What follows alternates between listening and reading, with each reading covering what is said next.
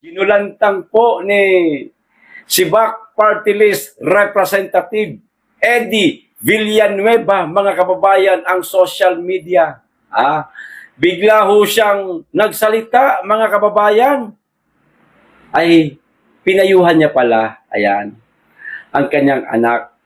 Naglabas na po siya ng kanyang pahayag. Pero, 100% payo ito para kay Senator Joel Villanueva, mga kababayan. Marami pong mga kababayan natin na para sa kanila daw ay malinaw na nababaliktad na itong si Senator Joel sa Lunes o sa mga susunod na araw, itong darating na susunod na linggo, mga kababayan. Parang ganoon, sa mga sinasabi po ni Joel, tulad po kanina, yung video na yon na dahil nga doon, pinaghinalaan tuloy siya na, klaro na, ayan. No?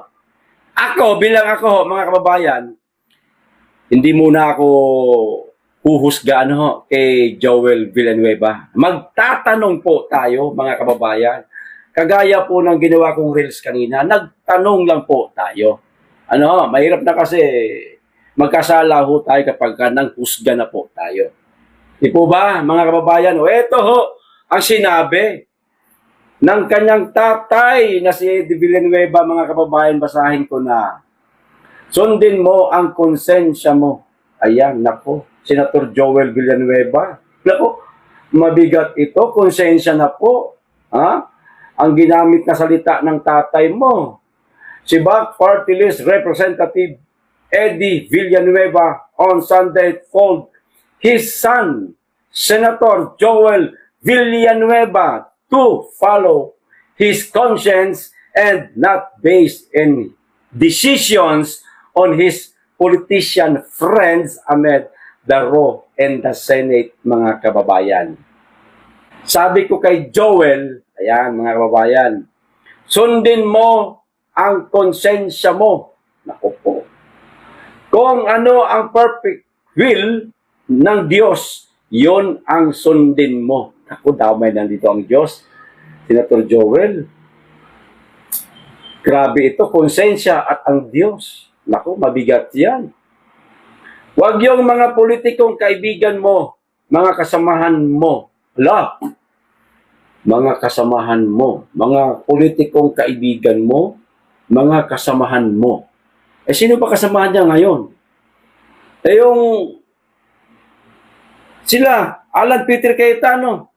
Sila ba to? Lahat sila. Yung mga kasamahan niya ngayon sabi ng kanyang tatay, sundin daw ni Joel ang kanyang konsensya. At ang gusto ng Diyos para sa kanya. Pero, may nabanggit po siya na mga kasamahan mo. Na para bagang sinasabing,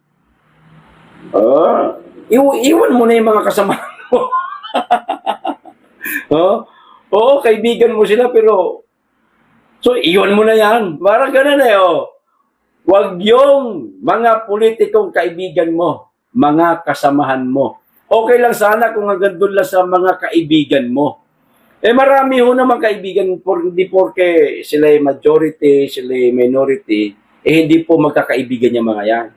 Magkakaibigan ho yan sila. Meron talagang iba dyan na talagang nagpe-personalan.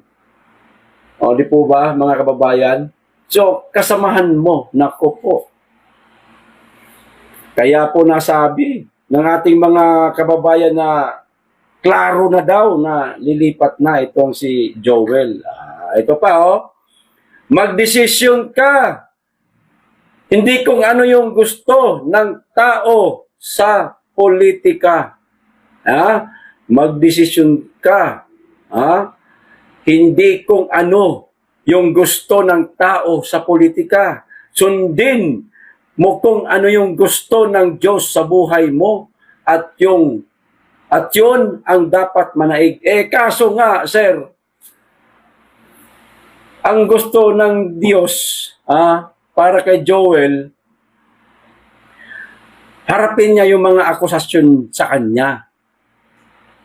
Kasi maraming tao na naniniwalang walang kasalanan si Senator Joel Villanueva dahil ayon sa kanya, siya daw ang pinakaunang nag-iingay tungkol sa mga flood control project na yan dyan sa Bulacan.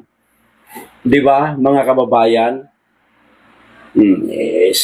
Pero,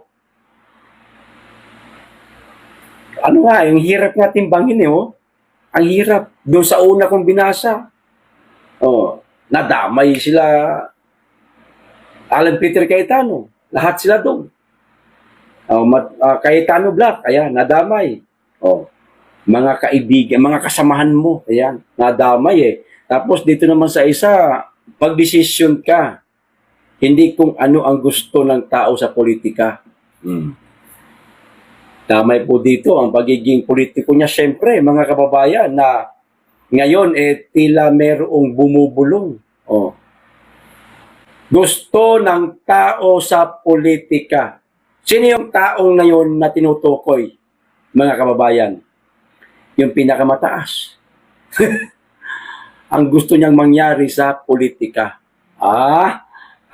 Lalaruin ng politika, pag-aawa-awayin ang isang institusyon, kawawa naman, nagkakagulo na sila dyan, para lang sa sarili niyang kapakanan.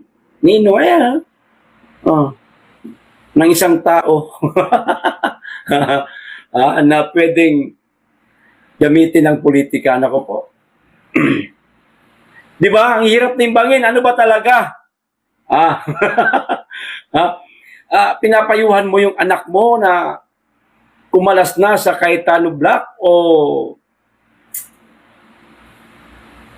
kalabanin niya yung nasa taas. Ano yun, mga kababayan? Kaya maraming naguguluhan eh. Doon sa video ni Joel, mayroon ka pa makikita ron ng mga nagsisimpatya sa kanya. Ibig sabihin, mga DDS siya sila. Kasi malalaman mo SP SP naman.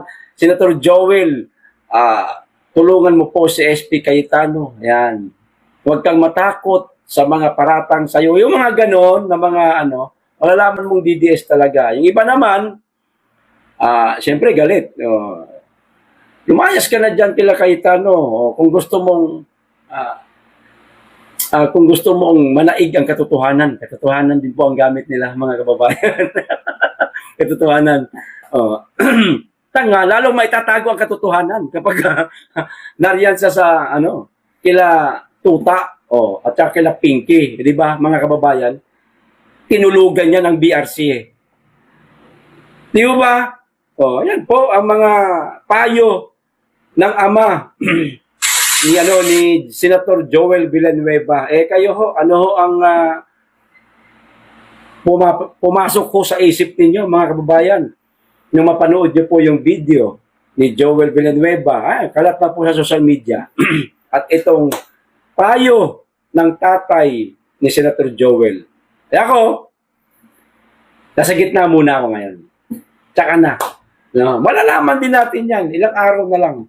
Tsaka na muna ako. Hindi muna tayo babanat kay Senator Joel. Okay.